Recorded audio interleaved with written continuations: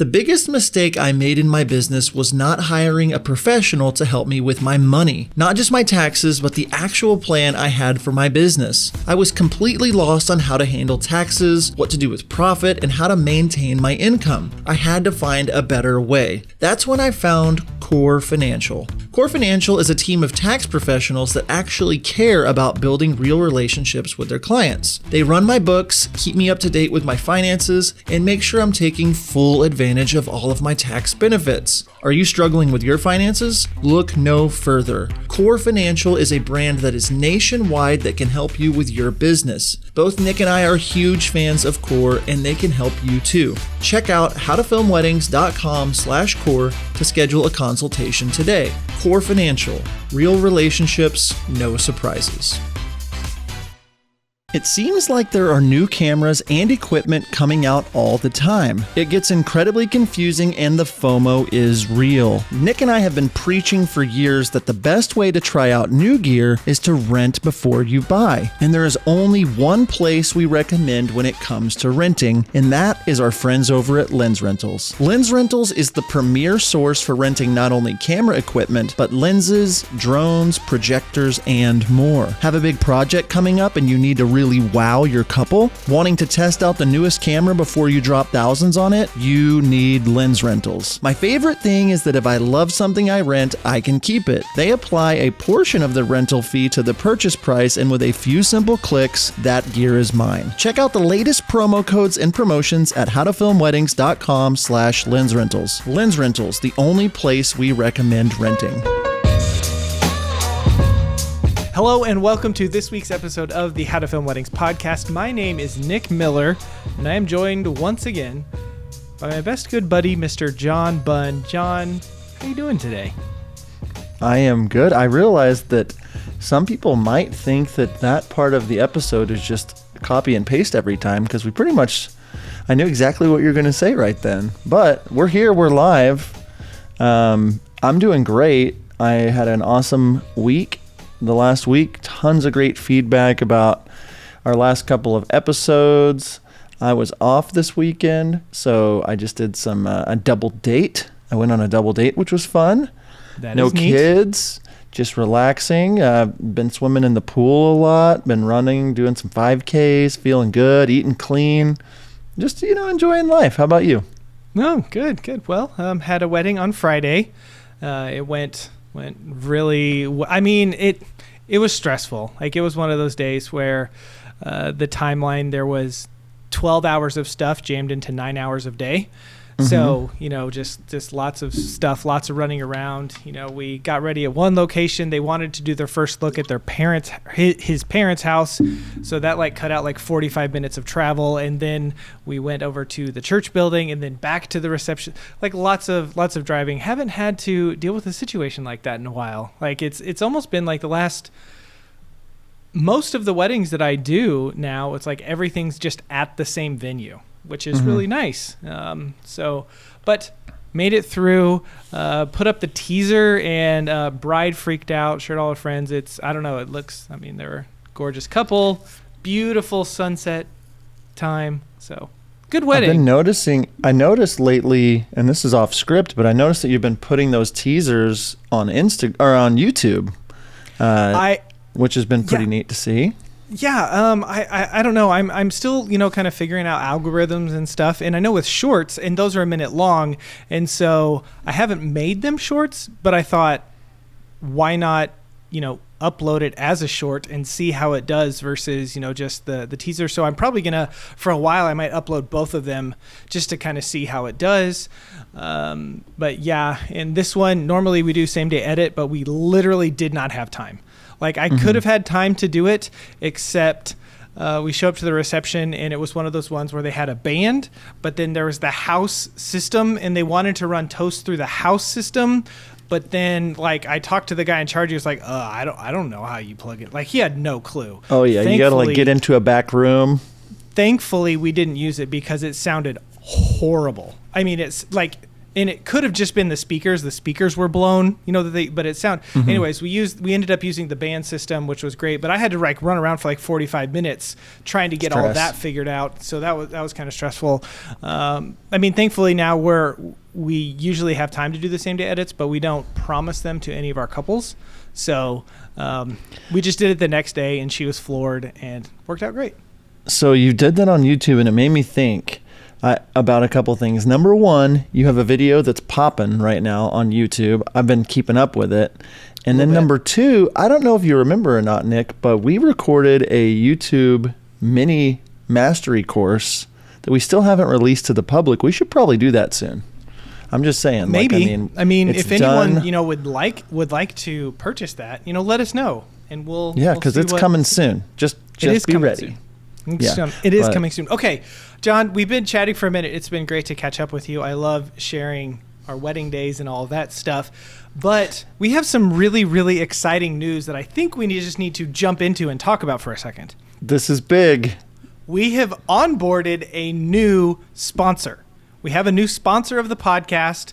They filled up our last spot for sponsorship, and that is the lens rental company, Lens Rentals.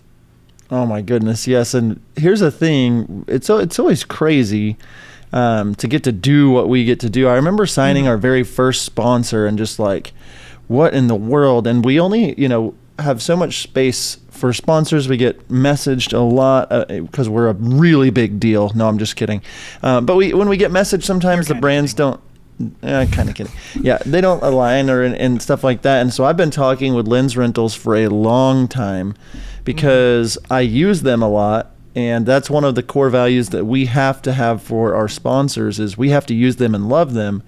And then number two, I've been using Lens Authority, which is like their sister company where you can purchase used gear and all that kind of good stuff. But I've been working with them, talking with them for a while, and they reached out about a month ago after we've been talking for a while and said, hey, with everything going on Facebook and Facebook ads and all the different stuff, and they're like, we really want to start talking to some podcasters about like really talking, about being part of that. And we were like, this is the perfect place for you because How to Film Weddings listeners are they're the ones that are out there that are like growing and getting better and elevating every week, every year. And so we talked, we've worked it together, and Lens Rentals is officially part of the How to Film Weddings sponsorship crew, along with Wedditor and Music Bed and Core.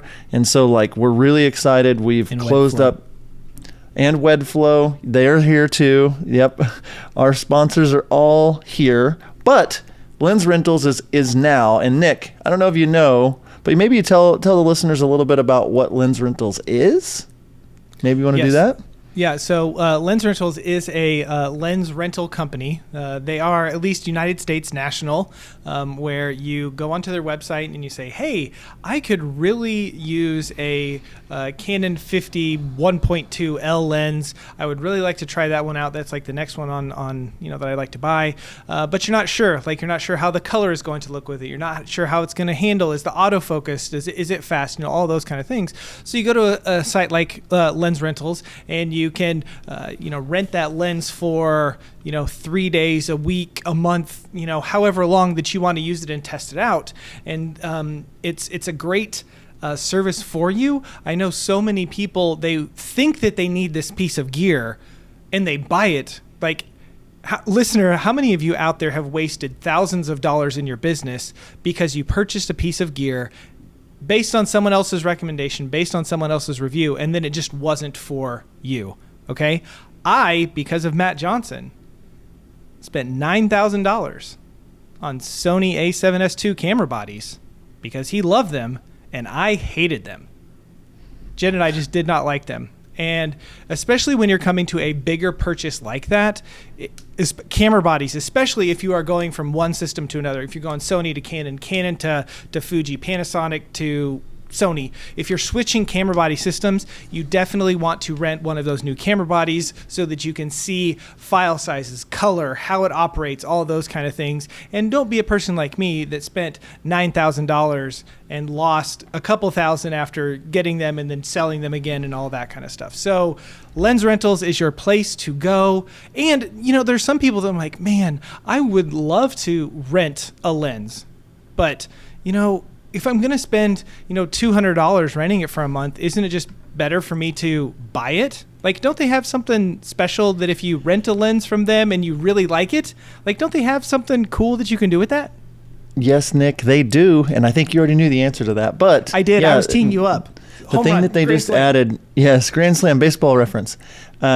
What's pretty cool is, like, if you do rent a piece of gear and you want to keep it, they will apply a portion of that rental fee, and you can just keep the gear and they'll let you have it. I mean, you have to pay for it, but it's pretty cool to be like, oh, I really am renting this a lot. I really like it. But anyway, so we're really excited about Lens Rentals. We have more info coming about that. Nick, you want to add the one thing? I do want to add the one thing. Add the thing. I add the thing right now. If you go to howtofilmweddings.com/lensrentals, howtofilmweddings.com/lensrentals, you go there on our website. There's a form. You fill that out. You will get a chance to win. We're giving away 3 different gift cards: a $100 gift card, a $250 gift card, and the big one, a $500 gift card to Lens Rentals. You sign up, you can win one of those, and then you can rent as much gear as that money will pay for.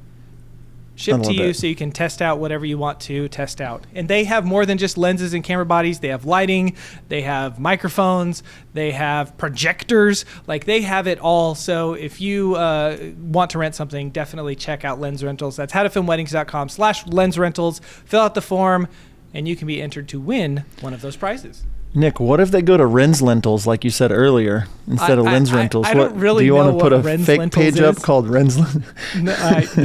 No, no, but we are really excited about Rens Lentils and really excited about this week's episode. And Nick, to transition into kind of like we were talking a couple weeks ago, I was in a place where I was just like really realizing everything I'd been going through in the last year and everything all of us have been going through.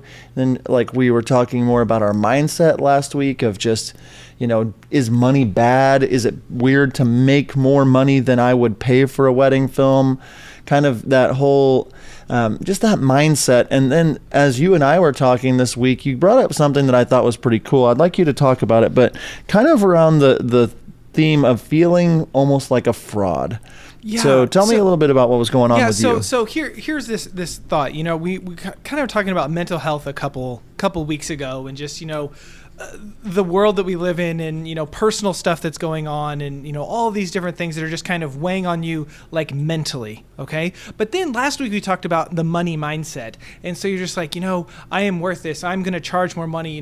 But what do we do whenever those two worlds kind of collide with each other, where you have, okay, I am worth this. I am going to charge this money. And so you start charging, $1,000 more than you are. You go from a $2,000, $3,000 wedding videographer, myself 3 years ago, to now charging average booking of $6,000, $8,000, $12,000.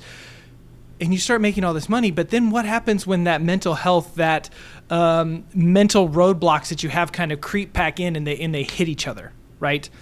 And you can really feel very, very fraudulent. That imposter syndrome that I know is so real with so many people, especially in our industry. Just like, man, am I good enough to do this? A few weeks ago, Jen and I were shooting a wedding together, and it didn't go how we wanted it to go. And I say that, and all of you out there that are listening, you've probably filmed a wedding where you're like, yep, I've been there. Like, I just said, it didn't go how we wanted it to go, and you have that wedding in your mind. And as we were talking more with the couple and everything, the bride kept on saying stuff. Is it supposed to feel like this? Like, is it? And she wasn't saying that in a positive way. It was like, it was just stressful. Things were kind of running behind. Everything was all over the place. And there were several factors to this. It wasn't, it wasn't just the photographer. It wasn't just the bride who forgot to write her vows down in her book, so she had to transfer those over. It wasn't just, the time. Like, it was kind of a culmination of all of this stuff. And the next day she texted and she was like, I wish that we would have told the other people that you guys were our top priority. Okay. Which was very, like, we were honored, that she would say that. But at the same time, then Jen and I go back and we're like, well, did we not do everything that we could have done to make this day better? Like, should we have stepped in? Should we? And we started feeling, man, we charged them, we know that, we were their most expensive, vendor, we were still gave them great service, and, we did an edit and they loved it, just kind of reassuring them, hey, like, it turned out great. It's good. But it just, the kind of those thoughts crept into my head of, man, I just felt very kind of fraudulent in that, I felt like an imposter, like I wasn't doing what maybe we should have done, what more could we have done or whatever. So it just had that feeling of, I didn't give them what I promised them and I charged them a lot of money. So now I'm like, it's kind of feeling that I had. And John, I'm sure that you have a similar story somewhere in there where you felt very much like this. Yeah. For me, I mean, this month marks the start of my 15th year filming weddings. And like, I was kind of just thinking back, and like, when you're changing your mindset from, I'm just a new wedding filmmaker, just trying to book anything, to kind of figuring out your brand, raising your prices, slowly raising them more. There will be a few weddings a year where I'm just like, I almost get a little depressed during the wedding. Like, why am I doing this? Like, what's the point of this? Like, do I hate doing this? Am I burned out? And then like I've done a couple weddings. It's fewer and further between now that I've really kind of leaned into my ideal clientele, but it still creeps up in there where I'm doing a wedding and I know I'm the one that's charging the most, and the day is just not going how I want it to go. All the other vendors really feel like they're like just wannabe vendors, maybe. I don't know the word for it. It just feels like everything feels kind of like, ugh, like I don't want to be here. I'd rather be home with my family right now. I feel bad for charging what I charged, and like, I have these moments where I'm just like, ugh, I don't know if, like, am I a fraud? Is this? And then the other side of it is I will look at other people's work that are charging what I'm charging. And that's a dangerous road to go down sometimes, because there are people like the film poets that are charging what I'm charging. And it's like, I feel like a fraud compared to the film poets. It's like, or it's like, oh my goodness, like, do you know that you could have hired them? Or like, so I always, in some of those situations, I just want the listeners out there to let you know that, like, that imposter syndrome, no matter where you're at in your business, will creep in if you're not careful. And so, like, a lot of people message me and like, I want to get to where you're at one day. You're who I look up to. And I appreciate that. And it's always flattering. And I love a good, some flattery. That makes me happy, of course, as a guy that likes words of affirmation. But like, no matter where you are, I think a lot of people just don't realize that no matter where they're at, they will always be wanting more. And there will be times where they do end up feeling like they're a fraud, or feeling like they have a little bit of that imposter syndrome. Yeah. It's not, I think whenever you get started, and I think you have these feelings way more, when you're newer, when you're just getting started. And I think that that's 100% natural. Like, there's nothing wrong with that. But I think that maybe if you're in year 2 and you look at someone like John, or you look at someone like myself and Jen, you're like, man, they have it together. Like, yet, like, I can't wait till I'm in. I don't have to worry. We still go through those things too. Like, that's the message that we're wanting you to hear. And, I talked to my wife about this wedding, a couple weeks ago, and she was like, Nick, it got in my head too. And I think that, like, I wasn't as worried about it or frustrated until Jen like started talking to me. And then like, she kind of got into my head a little bit about it just because she was so upset with it. And she was like, you know what? I'm sorry that I, kind of projected some of my thoughts on you. But the big deal with it is there really wasn't much that we could have done or changed to that wedding day. Like, we didn't have that information. I mean, even if, just with how we are with everything, like, am I going to have that conversation if the bride walked up to me on the wedding day? Hey, we want you in charge, not, kind of have the photo be, behind. Like, that would be a really awkward conversation to have on the wedding day, right when everything was going crazy. So, I mean, John and I feel that, but we also have gotten to the point where, like, okay, this kind of stinks, but take it in for a sec, and then we decide to move on. And that we're going to continue this conversation after the break, and we're going to kind of get into some maybe things of what to do whenever you're feeling like a fraud, what to do whenever you're feeling like you're not worthy of your services or the clients that you have or something like that. So we're going to break some of those things down right after this break. Hi, it's Michael from Wedditor. We want to thank everyone for the incredible support we've received since sponsoring How to Film Weddings. Yes, we've had some growing pains, but we've had far more wins. And we're doing something that's never been done. We're a remote team of over 50 editors in 10 countries. I often joke that we're as much a logistics company as we are a creative company. Right now, demand is off the charts. And we don't just say yes to everyone and scramble to figure it out.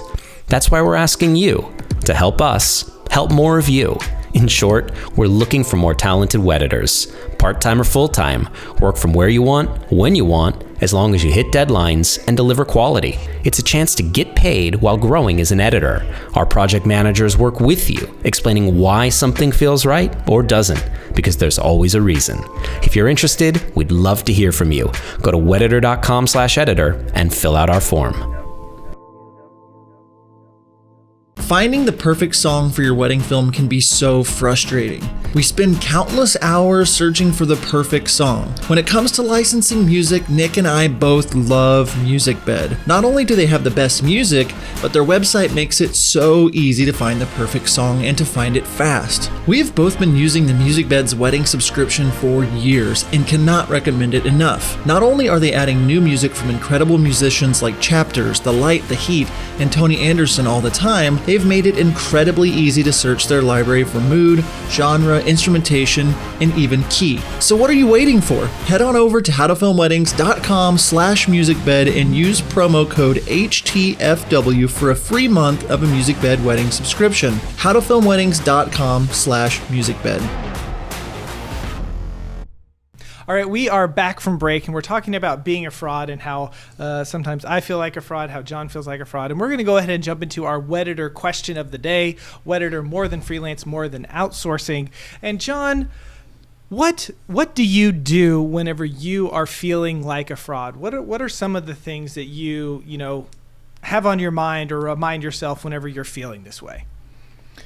I think that's a really good question, and I think each of us should really do some introspective thinking about like what we should and could do during these situations. But to me, I always look back down the mountain. I think a lot of us start to feel like a fraud when we're looking up the mountain of like, oh, well, J and Mac Films are up there on their this, or oh, that filmmaker is better, or that I would, if I only up there, I'll stop feeling like this. I think looking back and doing a good job of really documenting your growth as a company and what you've done. And, sometimes I'll feel like a fraud whenever I feel like I'm the most expensive vendor there and they shouldn't have hired me. And I'm just like, well, okay, I've been to these conferences. I filmed this many weddings. I did this marketing. I did this website. I did this thing. And I like walk myself back like I'm going to give them the best that I can. And then there's sometimes you feel like a fraud whenever you get treated certain ways, or like the day didn't go how you think it was going to go. And like, I have to just remind myself of my core values and mission. And I think that's the most amount of times for me when I've really started to feel like unfulfilled or like an imposter, or like is whenever I kind of lost sight of who I was or why I was doing what I was doing. If I lean into the fact that I know, similarly to you and Jen's mission, you want to bless marriages. It's like, I want to do the same thing. And like, I want to provide nostalgic heirlooms to people. And I think about the hundreds of couples that I'm going to, that have already had me film their wedding, that message me or they send me videos watching their film. those are just the practical things that I do. I'm sure there's a lot more things that I could talk about, but I would love to hear from you on like what you do when you feel like you're a fraud. Well, the biggest thing, and I think just with my personality type, I have a tough time of like processing my feelings and emotions. It's like I don't, and if you're an Enneagram 3, which I am out there, like this is one of our struggles as being a 3 is that we're so used to, we just have a tough time processing emotion and dealing with them. And so I know this last week, like I had like Jen talked to me the other day. She was like, Nick, you were kind of an a-hole this week. Like, what was your deal? And I was like, he was, by the way. and just kidding. Well, I mean, if I was an a-hole to her, I was probably one to you too. Anyways, I talked to her. I was like, hey, I'm having a tough time processing it. And I was like, okay, so we have this wedding from this past weekend. We have this, I'm editing my Cabo film, and it's really kind of high stress for me. I'm like really in my head about it. We had some other things that are going on. It's just all this stuff is happening to me, and I'm just internalizing it, and I'm not like letting it out. And so for me, whenever I'm feeling like a fraud, the thing that I'm learning as I get, and I'm way better than I used to be about it, but it's talking to my wife, talking to my friends, talking to other people about a situation where I am in. Okay. The first thing that I'm going to say, and I'm jumping ahead on our notes and we can go back and copy up with this, but it's, if you're feeling like a fraud, it's okay to kind of freak out for a second.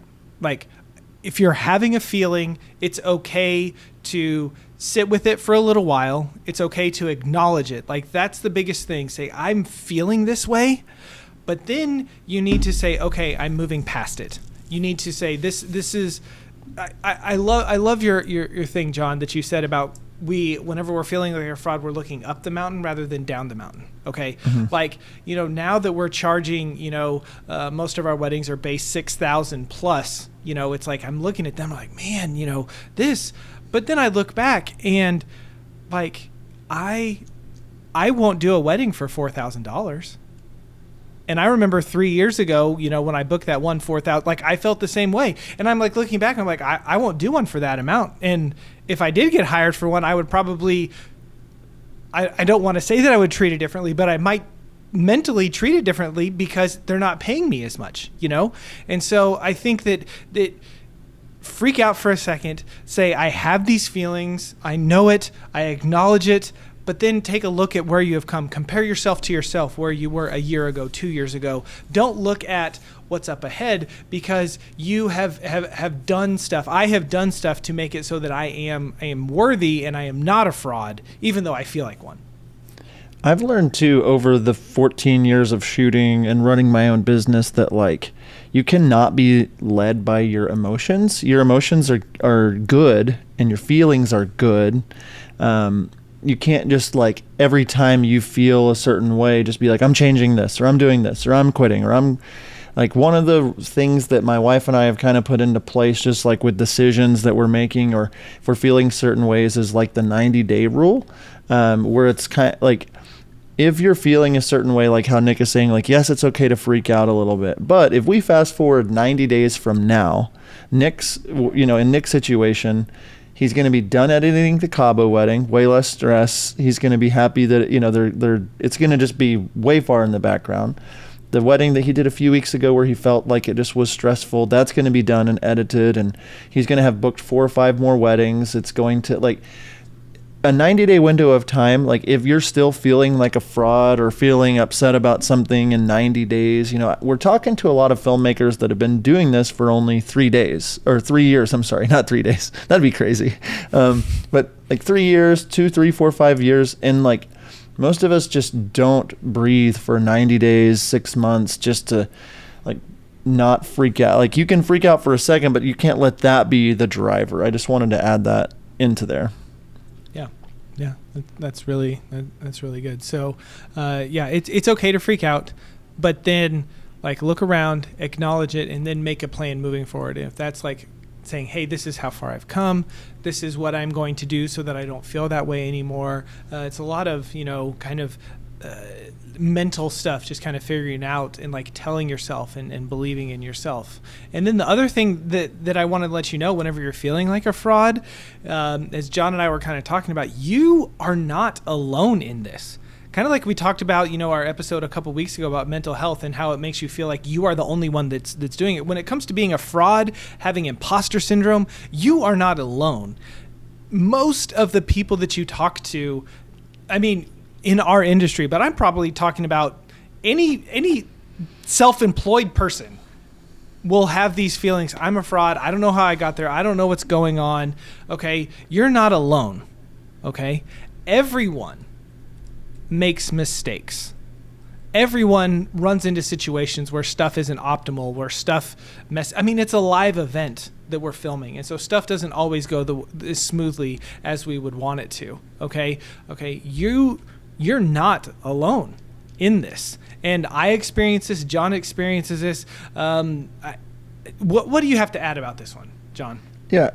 I think that on this subject of feeling like an imposter, there's different categories. And, it's like feeling like an imposter because of what you're charging or not charging, the quality of your work or not the quality of your work.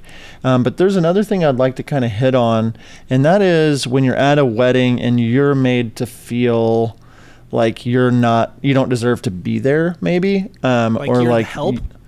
Yeah. And that's a tough one. Like, I've done a few weddings where like the photographer, the planner, and it's been a while, but just kind of treated me like garbage and just made me feel really small.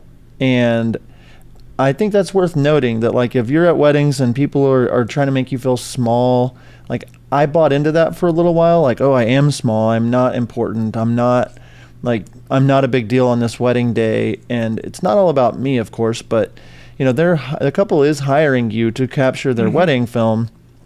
I remember doing a wedding. It was in 2017, and like, it was the cliche. It was rainy. I was already feeling down in the dumps, and like, the couple just was not my ideal client, and they just treated me like the help all day long. I think I've mentioned this way back in our podcast, but like, I just remember being there, and they didn't listen to anything that I recommended.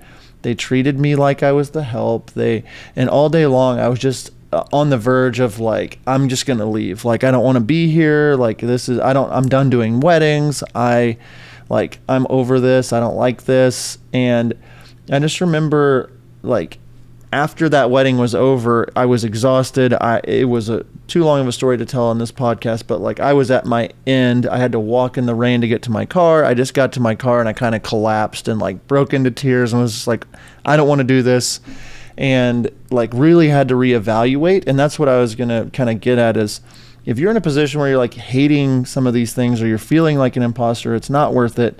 You do need to reevaluate and look at the situation and say, if these things don't change, I don't want to be doing this anymore. Or if I can't. And so I just kind of really wrote out, like, I'm never taking a client again unless I've met with them before. And I'm never taking a client again if I don't get a good feeling about them. And like 90 days after that was over, I had a completely new mindset about the kinds of clients I was going to take. And that was actually right at the time that I had met Nick. And so like, I had recently just changed everything based on that, instead of letting it beat me down. Anything you want to add? Yeah, no, I remember being at a wedding, and the mother of the bride walked up to me because photographer felt like I was weighing him down and slowing him down or whatever, because I was trying to get my shots, because video takes a little longer. And the mother of the bride came up to me and she said, just want to let you know, we paid him a lot of money to be here, so I'd really like it if you would just like let him do his job, like on the wedding day. Yeah. Anyway, the bride was like super, like she was really pumped about the video, like wanted the video more than, the photos and that kind of stuff. But mom, whatever. So that was a fun one for me to get over. But, kind of, we all have those stories, where we are going to feel that way and get put in those situations. And so you just figure out a way to deal with it, talk with someone, share your feelings with someone, because whenever, you bottle it up, which I done a lot of my life just bottling up feelings, and then one day it all comes out and I explode, or whatever. That's not the way to do it. Another point I want to mention whenever it comes to imposter syndrome and fraud, and I think I mentioned this a couple weeks ago, but it is this, and I want you to hear it again. If someone pays you for your services, you are worth that amount of money. Okay? Now, I'm not like you are only worth that amount, not like a personal, kind of thing. But, I'm saying if someone is paying you $3,000 to film their wedding, you are a $3,000 wedding videographer, even if you have never filmed a wedding for $3,000 before. Okay? They saw something in you and they are hiring you to do your services for that amount, and you are worth it. I just want you to hear that. I want you to take it in and accept it. You are worth that amount. Okay? Last year a couple paid me $12,000 to do their wedding. Like $4,000 more than I had ever, like initial booking, kind of thing. I felt woo about that, but because they paid me today. Yeah, man, I'm on it today. But because they paid me, that means that I am worth it. Okay, John, what do you have to add to that? So I really like this part. Obviously, I'm a big fan of getting people out of their own way when it comes to being worth more, and especially in a creative field like wedding videography, wedding photography, artists. Like, the art is everything, and they feel like an imposter if they're actually making money doing what they love doing. I know a lot of people that are so focused on the art that they feel like a fraud if they get paid to do it. Like, it's all about the art, and it should only be about the art. And that's true, except for if you don't have money, you don't have the ability, unless somebody has donated you a few $1,000,000 or something, you don't have the ability to not take yourself seriously as a business person at the same time. I've seen so many people that are incredible at the art and be terrible at the business fail because they didn't take the time to like really set their mindset when it comes to what they are worth. And I've had, like, over the hundreds of mentor sessions that we've had, that's one of the main things we end up getting to in almost every mentor session that we do is you need to raise your prices, you're worth more. And then someone's like, I don't know, like that makes me nervous. And so I was texting Nick this morning, and Nick actually referred me a few weddings. Thank you, Nick. And you were like, yeah, I'm already booked on all 4 of these days. And I was just like, wait. Yeah. We got 4 inquiries yesterday, and we were booked on all 4 of them, which is awesome. Yep. Which is awesome, but it also, like, and I posted in the Facebook group, just like, how many weddings do you have booked? Just to kind of get a gauge. And a lot of people, when they tell me they have a higher number of bookings, and it's early in the year, it's like, what do you have booked for next year? I was texting Nick about how many weddings do you have booked next year? And Nick answered with, how many do you have next year? 10 booked already. And as we record at the first week of June, that's a lot of weddings booked for, it's 18 months from now is when the end of next year is. And so I drop something. I play with toys on my hand. Anyway, I have to keep my hands busy, right? Anyway, point being, 10 weddings booked, and it's June of 2021 as we record this. And Nick's starting price on his website, I think, says $4,500, right? 5. What is it? 5,000. And so Nick is probably thinking, well, that's a lot. That's scary to be that high. But whenever I see that as just a business person having 10 booked already, it's like, Nick, you need to really consider raising your prices. And every time you have to raise your prices, it does, you're like, oh, I don't know if I'm worth that. But like, I personally think Nick's starting prices on his site should be somewhere around 8,000 to 9,000. And if Nick saw that, like, that'd be like, what does that make you feel when I say, Nick, I think you should have your prices start at 8,000 on your site, 8,500 starting. Okay.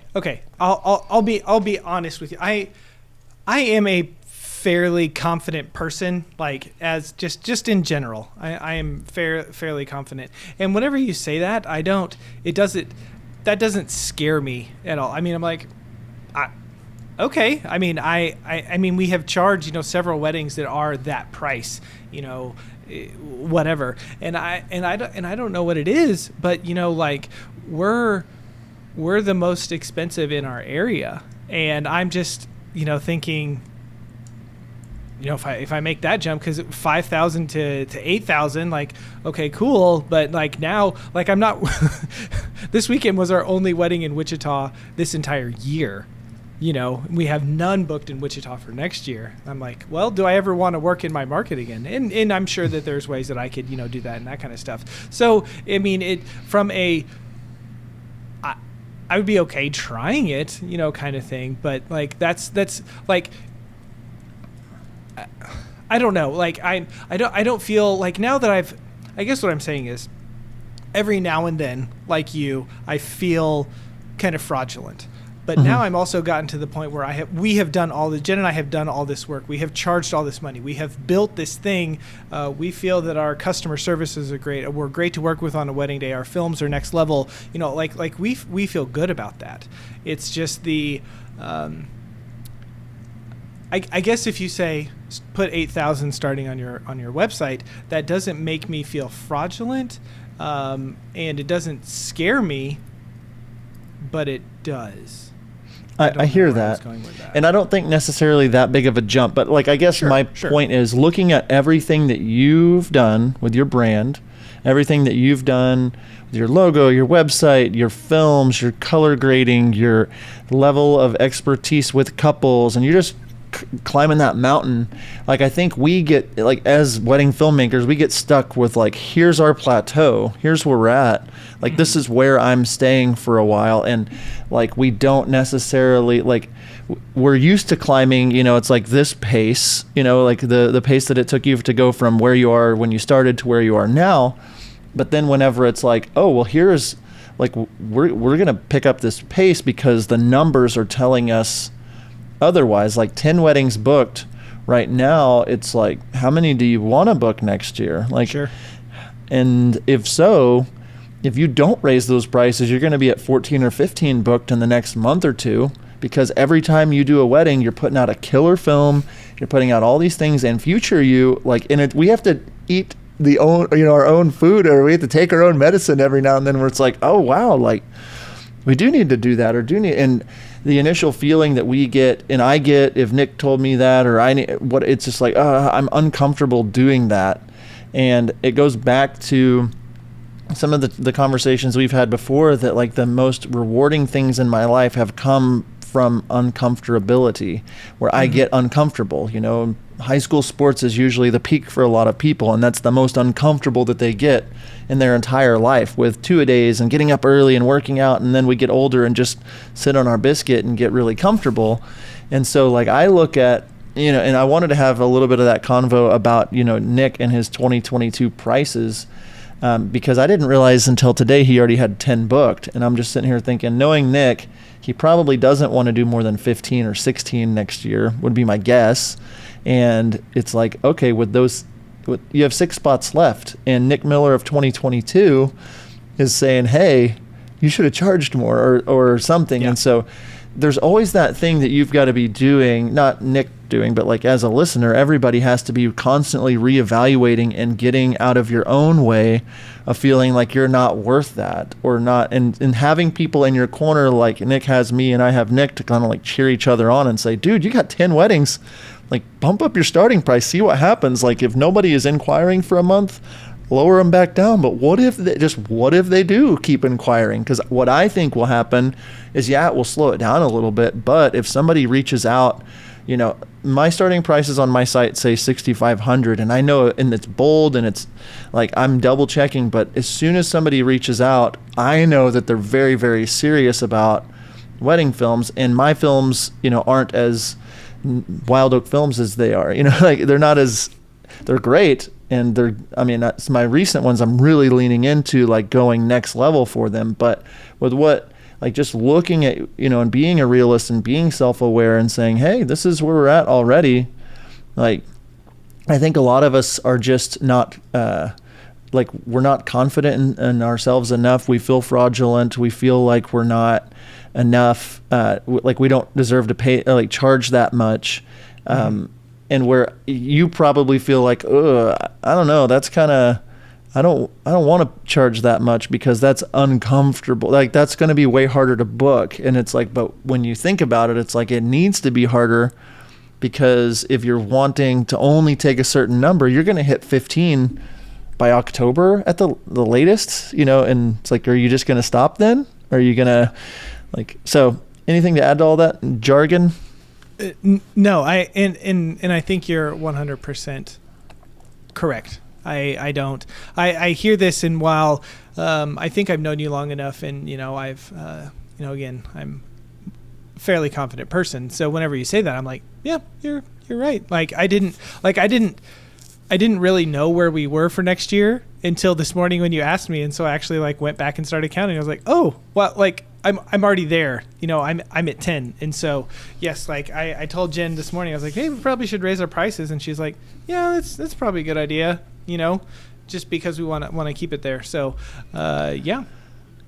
Solid advice. And again, looking as we're talking about, in the context of being a fraud, looking up the mountain, man, just adding $500 to those prices, or $1,000, or, whatever, we might decide to do.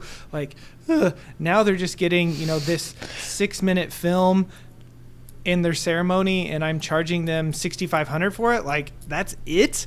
That kind of thing. But then I turn around and I look at how far we've come and what we've built and how we've branded ourselves and all this kind of stuff. Yeah, I mean, we're worth it. And so while that's, I wouldn't have gone that high. Of course, you're always more of the home run kind of thinking kind of person, asking really, really big. I can definitely get on board with saying, yeah, we definitely need to be upping those for sure. And I think you need, I don't want 2022 me to be mad at me. Exactly. And knowing your numbers is huge, and knowing and having someone in your corner that can realistically tell you, yeah, you don't need to, if Nick didn't need to raise his prices, I wouldn't tell him he needs to raise his prices. But what I would want for Nick or for listeners or for myself is to realize, no, you are not even, when we met, you weren't a $2,900, filmmaker. But like we talked about last week with your money mindset, you had to get there being like, oh, I'm a 4,000. I can't charge less than 4,000. I'm too, I had to put that value.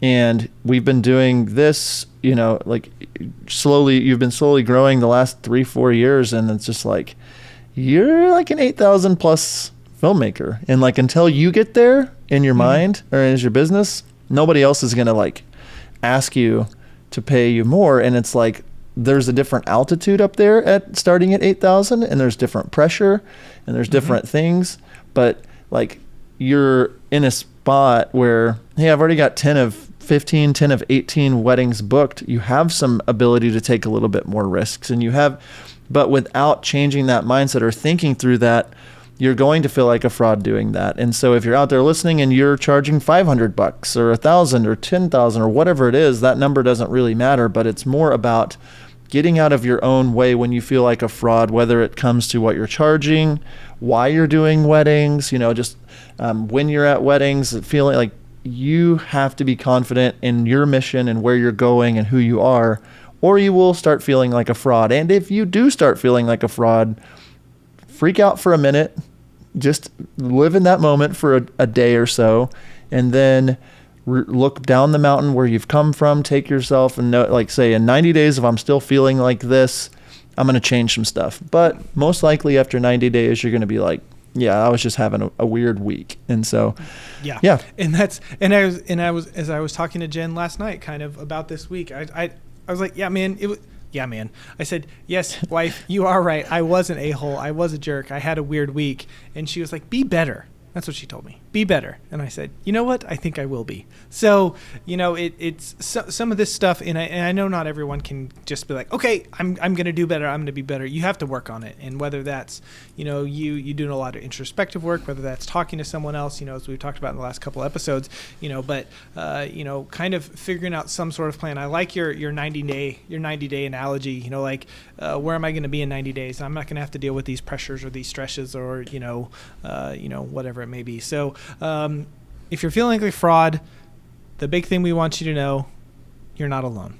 Like that's a huge thing. You're not alone, and other people feel this, and other people, if you reach out to them, they can talk to you about this, sort of about that thing. So hope that this episode has been super helpful to you, as we were just talking about John and my struggles with being a fraud and what we have done, and even now today, just John saying, hey, you need to be charging more, and not just more, like a lot more is what he thinks, and I'd be on board for that, taking those paychecks. But anyway, again, we want to thank our new sponsor, Lens Rentals, for being a part of the How to Film Weddings podcast sponsors family. Head on over to howtofilmweddings.com/lensrentals. Gonna say it right this time. /lens rentals. There you can enter to win a $100, $250, or $500 Lens Rentals gift card. So drop your name and email in there, and we will draw that, I believe, in a couple of weeks as of the day that we're launching this. And I think that's week of June 20-something? 20th? Yeah. 20? Yep. Yeah, I think the 20th, something in there. So howtofilmweddings.com/lens rentals to sign up to win one of those. John, again, it has been great to hang out with you and to talk with you. Do you have anything you want to add? No, sir. You're doing a great job landing that plane. Thank you. I like landing the plane. Thank you all for listening, and until next time, we will see you. See you guys. Are you looking for a better way to deliver your wedding films to your couples?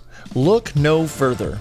Our friends over at WedFlow provide the most flexible video delivery solution on the market. WedFlow is pay per project with no large upfront cost or commitment, and you can cancel anytime. Not only that, WedFlow offers a premium viewing experience for your couples, accessible on mobile, tablet, desktop, as well as their very own suite of TV apps. Each project comes with 10 years hosting and an experience for your clients that will blow them away. Stop delivering your films the old-fashioned way and give your couples something to rave about. Head on over to howtofilmweddings.com/wedflow to check out WedFlow today.